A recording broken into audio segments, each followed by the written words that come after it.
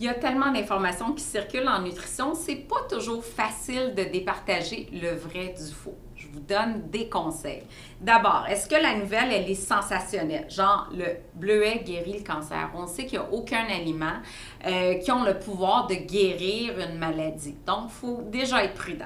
Deuxièmement, qui a rédigé le texte? Est-ce que c'est un expert en nutrition, nutritionniste, diététiste? On est régi par un ordre professionnel, donc on est expert en nutrition, ou c'est un prétendu expert ou encore un consultant en nutrition qui n'a pas vraiment de diplôme dans le domaine. Ça, c'est important. Quel est le modèle utilisé? Est-ce qu'on est dans des cellules? Est-ce qu'on est dans des modèles animaux? Ou on est chez l'humain? Puis si on est dans l'humain, tant mieux. Mais est-ce que c'est un échantillon de 5 personnes, de 100 personnes? Donc, quelle est la taille de l'échantillon?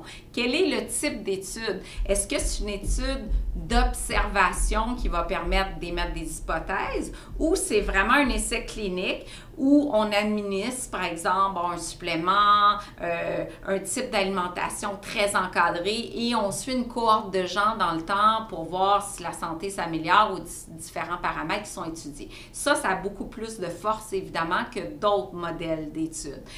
Qui a financé l'étude? Donc, est-ce que c'est l'industrie alimentaire qui va peut-être changer des données? C'est très important de regarder qui finance l'étude avant de porter un jugement.